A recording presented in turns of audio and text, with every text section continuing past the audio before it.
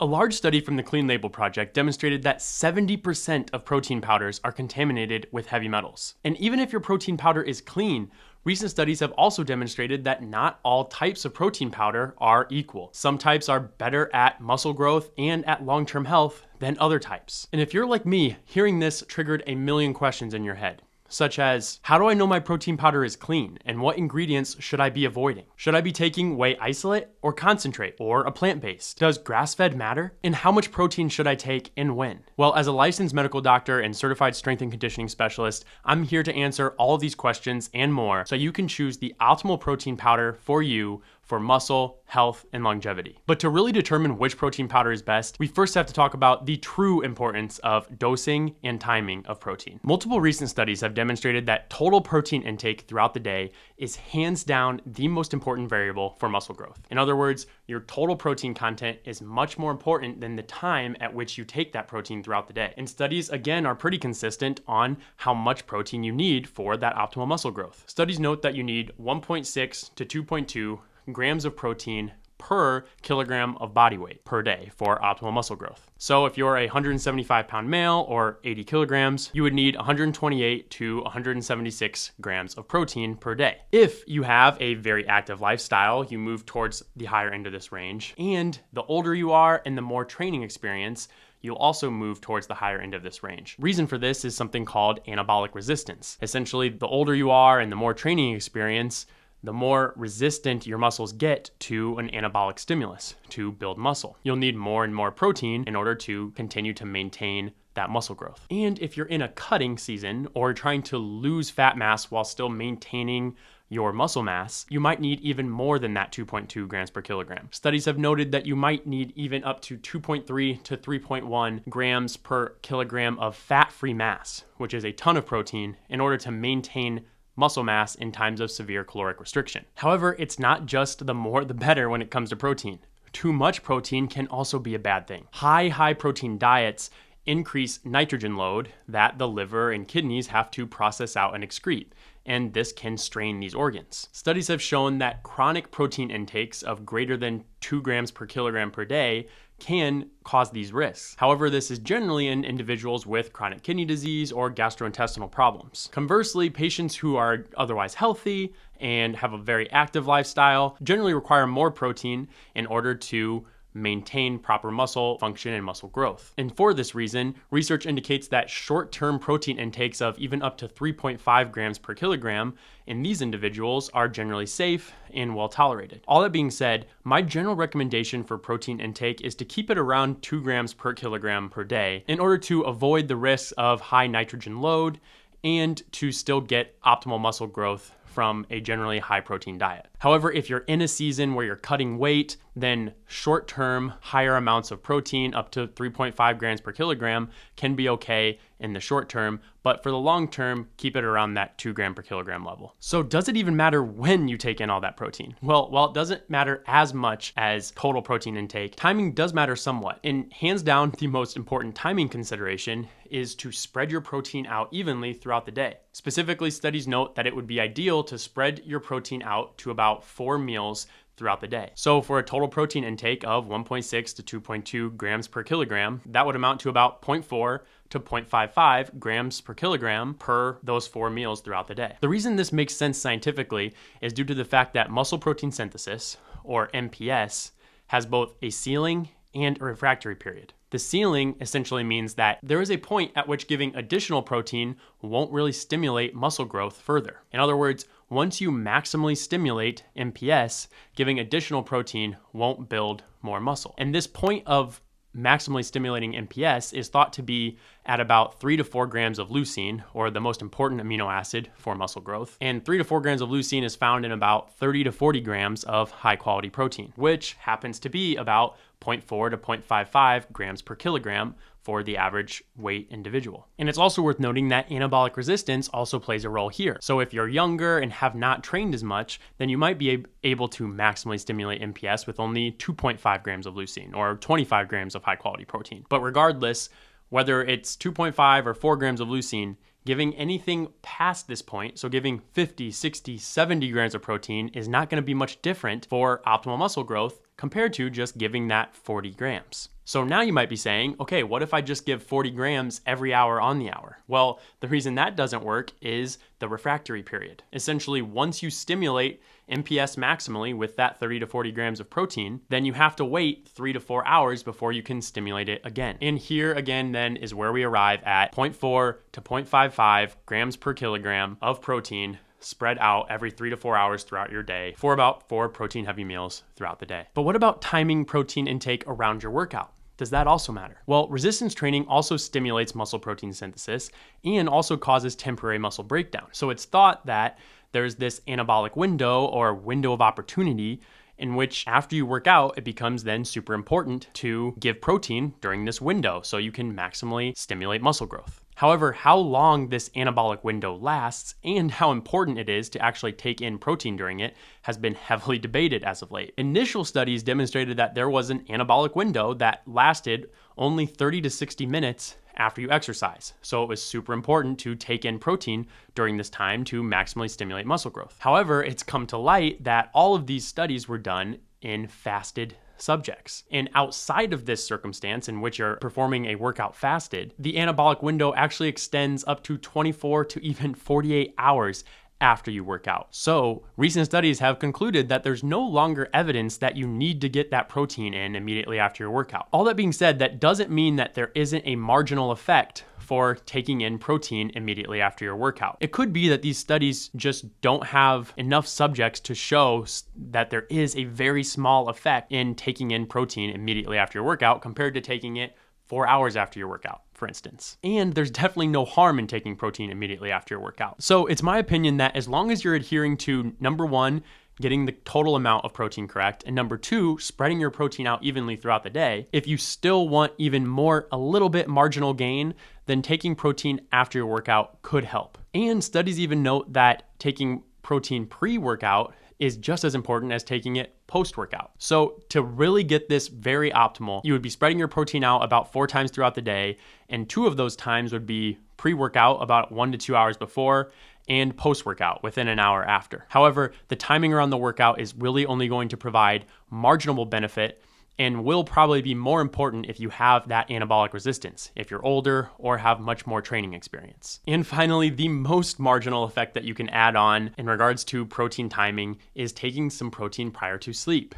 Studies have noted that if you take 20 to 40 grams of slow digesting protein prior to sleep, that also can slightly increase muscle growth. However, again, the effect is very, very marginal. And this is also going to destroy any intermittent fasting or periods of autophagy that you might be experiencing that could also help promote longevity. So to me, I would really only take in protein prior to sleep if you're a bodybuilder preparing for competition, or if you're just someone trying to squeeze out every single ounce of muscle growth and you don't really care about longevity at all. But if you're really more focused on longevity and overall health, I would skip this prior to sleep protein. Basically, we've just created a hierarchy of importance when it comes to protein. The most important base level is getting that total amount right, that 1.6 to 2.2 grams per kilogram. The next most important is spreading that out evenly 4 times throughout the day. Then the next most important, and this is only a marginal benefit, is taking your protein pre and post workout. And then finally, the most marginal benefit, if you want to squeeze out everything, is taking protein prior to sleep. So based on that hierarchy of importance, let's start breaking down which protein powder is best for you. But first off, is there really any difference in getting your protein from a powder versus whole foods? Well, I generally recommend that you get as much of your protein from whole foods as possible to try to hit that 2 grams per kilogram goal. And reason for this is that whole foods have a bunch of extra bioactive peptides, a bunch of extra micronutrients that are not only important for overall health and longevity, but studies have shown that they could also provide a synergistic effect in regards to promoting muscle growth. However, it really is very difficult to get to 2 grams per kilogram of protein just by whole foods alone. And this is where protein powders can really be a helpful addition. Also, they are generally faster digesting than whole foods, which if you want that marginal benefit post-exercise could be helpful. So for the rest of this video, we're gonna talk about which protein powder is best. Well, for powders, the first question is plant-based versus animal-based powders. It's generally thought that animal-based protein powders are going to be better for a couple reasons. One is they have all of those essential amino acids, including the ever so important leucine, in sufficient quantities. This allows them to score very high in markers of protein quality. And 2, animal proteins are also more easily digestible than plant proteins generally. which allows them to be quickly taken up, absorbed, and stimulate muscle protein synthesis. On the flip side, plant-based proteins, with the exception of soy, are generally incomplete proteins. They don't contain all the essential amino acids in sufficient quantities. And also, they are harder to digest and absorb, and then making them slower to stimulate muscle protein synthesis. However, do the studies actually prove that animal-based protein powders are better than plant-based protein powders for building muscle? Well, a 2025 systematic review demonstrated that soy protein is actually equivalent to whey in regards to muscle growth. However, it did demonstrate that whey protein was greater than non-soy plant-based alternatives for muscle. The same study also demonstrated that there was no difference in strength markers or performance markers amongst any different type of protein powder. On the other hand, a different 2024 systematic review demonstrated that whey was better than all plant-based protein powders for muscle growth. However, this effect was marginal. So my overall read on the data is that animal-based protein powders such as whey or casein or egg are better than plant-based protein powders such as rice, pea, or soy. However, it's definitely marginal. And this makes sense because, again, if total protein throughout the day is the most important variable,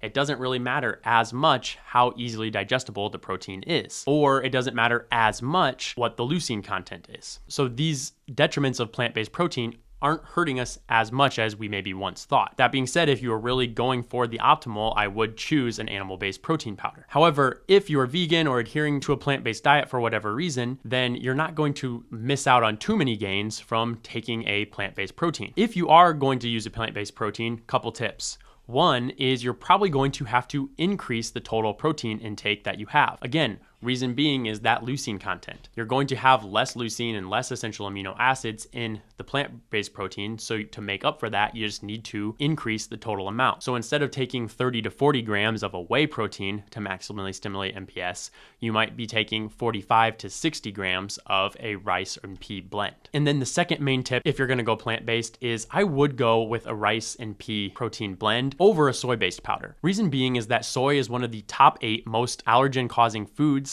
And in my practice, I definitely very commonly see people being sensitive to soy as well, causing gut problems and just overall low-grade systemic inflammation. So if you are going to go plant-based, increase your total intake and go with a rice and pea blend. But if you are going to go with that animal-based protein for optimal gains, which one should you go with? Well, when it comes to animal-based protein powders, there are some studies that demonstrate that there's no difference between any of the types of animal-based powders. However, there are also a lot of studies that demonstrate that whey protein is superior to all other types of animal-based protein powders. For instance, this study demonstrated that whey protein outperforms both casein and milk proteins. And then this study also demonstrated that whey protein outperforms egg-based proteins. And on the flip side, there are never really any studies that demonstrate that any other animal-based protein outperforms whey. So while the effect is marginal and total protein content definitely matters the most, you are going to get some extra benefit from using a whey-based protein compared to any other type of protein, likely due to the full amino acid profile of whey, as well as its easy digestibility to get that marginal benefit of taking the protein post-workout. That being said, if you are going to squeeze out that extra ounce of muscle gain from taking the protein pre-sleep, you should really take casein protein. It absorbs over a 6 to 8 hour period compared to the 1 to 2 hour period of whey. So if you're looking for the continued muscle growth throughout the night, then casein protein is definitely your best bet compared to taking whey prior to sleep. But if you are going to take whey as your main protein powder, which type of whey should you go with? Well, the main types of whey protein are whey concentrate, whey isolate, and hydrolyzed whey proteins. And to answer which is best, we gotta discuss how these products are actually made. Whey itself is actually just a byproduct of yogurt and cheese creation from milk. And then to get to whey concentrate, essentially what you do is filter out water, lactose, and some fats from that whey byproduct, and then voila, you now have whey concentrate, which is generally about 80% whey proteins and then 20% carbs, fat, and other bioactive peptides. To get whey isolate, you then do further filtration steps to now get to greater than 90 to 95% whey protein. This really takes out almost all of the lactose, most of the fats, and most of the bioactive peptides, and allows that protein to be digested even faster. So whey concentrate might take 1 to 2 hours to be absorbed, while a whey isolate can be absorbed in 60 to 90 minutes. And then hydrolyzed whey is basically taking that whey isolate and hydrolyzing it, or breaking it down into even smaller pieces so that the protein can be absorbed even faster, now in only 30 to 60 minutes. However, all this filtration and processing of whey isolates and hydrolyzed whey causes us to miss out on important bioactive peptides that would otherwise be found in a cold processed, undenatured whey concentrate. Specifically, these bioactive peptides include things such as lactoferrin, which is a super great antimicrobial to help ward off against infection. We're also missing out on things such as immunoglobulins, which are great, again, at improving immunity and fighting off infection. They're also super important for improving the gut barrier and also super important for lowering inflammation due to binding up inflammatory molecules such as LPS. And finally, we're also missing out on bioactive peptides such as bioactive cysteine, which allows us to create more glutathione, which is a super important antioxidant. And again, a lot of whey isolates and hydrolyzed whey totally take out all of these bioactive peptides through poor filtration methods such as ion exchange. However, some whey isolates use filtration methods known as CFM or cross-flow microfiltration, which have been shown to maintain some of these bioactive peptides. However, that being said, even when using CFM, you're not going to get near as much bioactive peptides as you would in just a simple cold processed, undenatured whey concentrate. So all that being said, which whey should you choose? Well, in my opinion, the reason to go with a whey isolate or a hydrolyzed whey is if you are lactose intolerant, as all those extra filtration steps filter out most of the lactose. Or if you are severely restricting calories, in which every single extra carb and every single extra fat gram counts. In that case, a whey isolate or a hydrolyzed whey is beneficial. However, the fact that it's more rapidly absorbing compared to a whey concentrate doesn't intrigue me that much because we already talked about that being a very marginal difference in regards to the importance of taking protein post-workout. So absorbing in 30 to 60 minutes for a hydrolyzed whey compared to 2 hours for a whey concentrate doesn't really intrigue me that much. And generally, whey isolates and hydrolyzed whey are much more expensive than whey concentrate if we're talking equivalent quality of products. So for me, as long as you can handle lactose, and you're not severely restricting calories, I would go with a cold processed, undenatured whey concentrate as the best protein powder for optimal health and longevity and muscle building. You're still getting a high amount of high quality protein that is rapidly digestible compared to most other types of protein. And you're also getting all those important bioactive peptides that we talked about earlier, and all in a more cost-effective option. If you're going with the whey concentrate, I would actually go with the grass-fed option. Reason being is that grass-fed beef has been shown to have higher amounts of omega-3s, conjugated linoleic acid, and vitamin A and E compared to grain-fed beef. Also, grass-fed beef is less likely to have contaminants in it, given the fact that grain-fed beef is more generally raised with hormones and antibiotics. So for these reasons, I'm going with a grass-fed, cold-processed, undenatured whey concentrate for my optimal protein powder. However, there can be reasons, as we discussed, to go with a cross-flow microfiltration whey isolate or a rice or pea blend in certain circumstances. However, if you are going to go with whey isolate, make sure that it's filtered with CFM instead of ion exchange so you can get some of those bioactive peptides. So now you've chosen which type of protein powder you want to supplement your diet with, but you're not done yet because you also have to look at all the extra ingredients listed on the label, because sometimes these additional ingredients can be super detrimental to our health. So let's walk through some of the biggest red flags to avoid on a protein powder label. The first is artificial flavors. The reason that this one is scary is that it can legally include many things that are not directly listed then on the label. What they generally include is one synthetic flavor compound, such as ethyl vanillin. This is the thing that actually gives the artificial flavor the flavor. This part of the artificial flavor is actually much less problematic. There's not many studies demonstrating harmful effects of the flavoring compound itself. However, also included in this artificial flavors are carriers and emulsifiers, and these are what are generally problematic. Carriers essentially increase the solubility and stability of the flavor compound itself, and carriers are things such as maltodextrin, propylene glycol, or modified starch, and these definitely have been proven to have detrimental health effects. For instance, maltodextrin has been proven in studies to impair the gut barrier and also cause detrimental effects to the gut microbiome. And also, maltodextrin has a high glycemic index, which might spike insulin higher than what you would want. And the emulsifiers are, again, also problematic. They essentially make sure that the artificial flavor compound is evenly distributed throughout the water or milk or whatever you mix it in. And examples include CMC or cellulose gum or carboxymethylcellulose, and polysorbate 80. Polysorbate 80, for instance, has been shown to increase markers of cognitive decline with age. It has also been shown to promote markers of leaky gut, which causes further inflammation throughout the entire body. And then CMC, or cellulose gum, has also been shown in the studies to increase inflammatory markers. So moral of the story is I would stay away from any protein powder that lists artificial flavors on the ingredient label. And truthfully, I'm even sticking away from protein powders that list natural flavors on the label. And this, again, because I don't know exactly what's in my protein powder then. While it generally contains a natural flavor additive, sometimes synthetic emulsifiers or carriers are still included in natural flavors. So I'm sticking away from any protein powder that lists artificial or natural flavors. The next red flag to look out for on the label is soy lecithin. And lecithin is essentially a mixture of phospholipids to keep fat and water from separating. And there are two main lecithins that are used in protein powders: soy lecithin and sunflower lecithin. Soy lecithin is chemically extracted from GMO soy. Soy lecithin is generally cheaper, which is why it's used in a lot of cheap protein powders, and it's chemically extracted from GMO soy, which could even contain some phytoestrogens.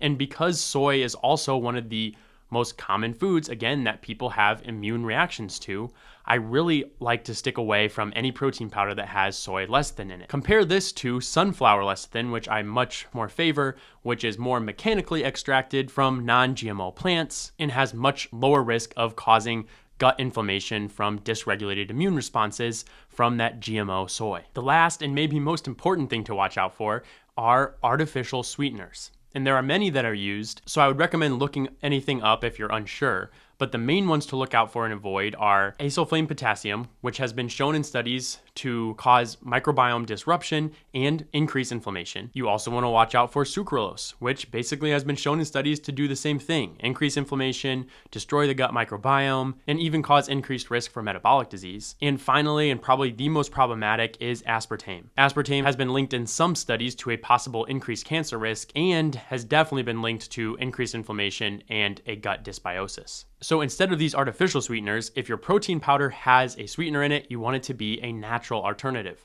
such as monk fruit, which has been demonstrated in no studies to have negative health effects, or stevia, which again has not been demonstrated to have any negative effects, and its effects are positive, if anything. So those are the main ingredients to watch out for: artificial or natural flavors, soy lecithin, and any artificial sweetener. However, if you also have gut symptoms such as bloating, diarrhea, constipation, etc., then I would also watch out for any protein powders that contain thickeners or sugar alcohols. Thickeners are essentially things that give the protein powder a milkshake-like consistency when you mix it up with water or milk.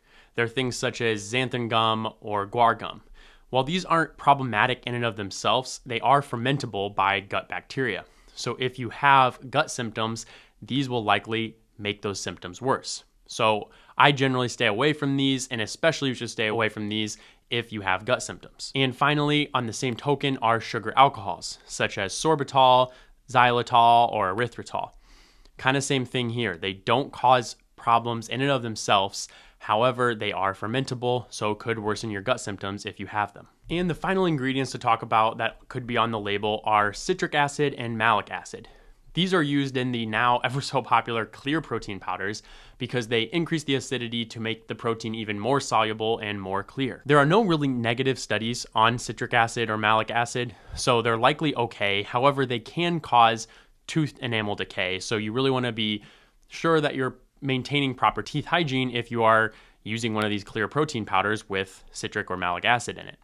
However, I generally try to stay away from clear protein powders as, one, they're isolates in hydrolyzed whey, which I don't prefer, and they also very commonly contain sucralose, one of those artificial sweeteners that we're trying to avoid. So that is the roundup on all the extra ingredients that you really need to be on the lookout for in your protein powder. However, even if you do that, you're still not done, because there actually could be contaminants in your protein powder that are obviously not listed on the ingredient label.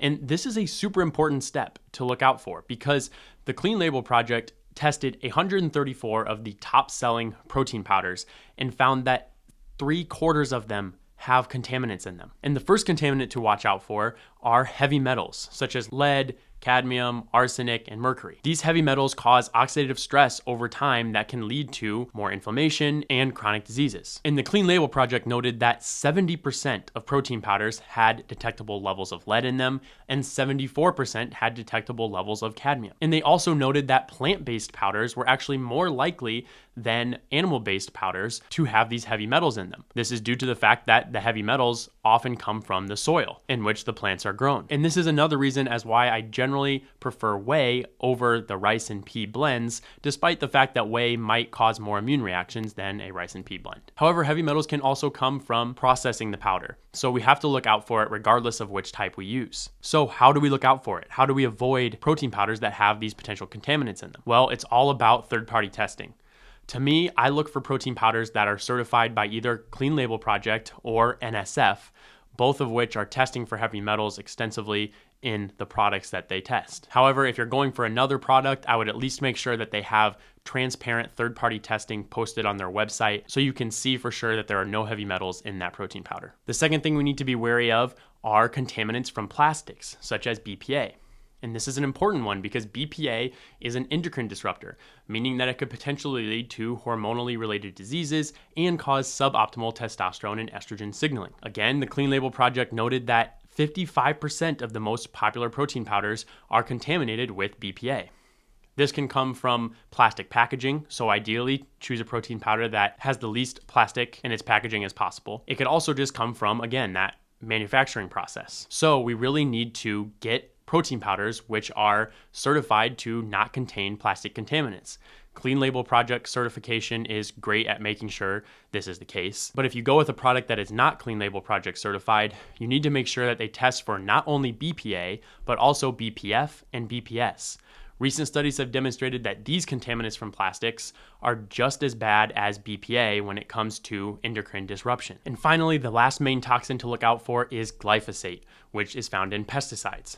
Glyphosate can lead to a host of downstream negative health effects, all stemming from the fact that it causes increased inflammation and a dysregulated immune response. It's most likely to be found in non-organic plant-based protein powders, which had probably the use of pesticides to grow the plants. However, again, important to look out for in all the protein powders that you might buy. So I would ideally look for protein powders that are either, again, Clean Label Project certified or those that have transparent third-party testing that mentions testing for glyphosate. So what are my favorite brands of protein powder that meet all these criteria?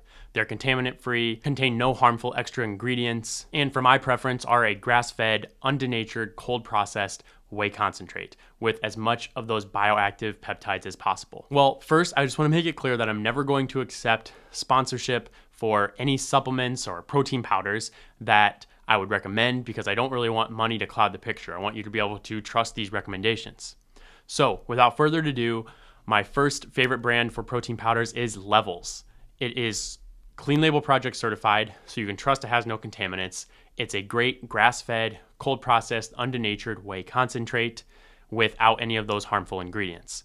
They also have a casein protein, which would be great if, again, you're trying to squeeze out that extra ounce of muscle mass by taking protein before you go to sleep. Another whey concentrate I really like is ProMix. It is NSF certified and also contains additional transparent third-party testing. They have great grass-fed, cold-processed, undenatured whey concentrates. They even have a single ingredient whey concentrate, which I really, really like. And finally, if you are looking for a whey isolate, I do like Momentous. It's an NSF certified, very high quality product for those that are lactose intolerant or, again, on a very severe caloric restriction. And there are obviously other powders that would meet all the criteria. So if you're interested in a certain powder or a certain brand, drop it in the comments below and I'll let you know what I think. And in the meantime, check out this video on the top 5 exercises that you can pair with the protein powder for optimal muscle growth and longevity.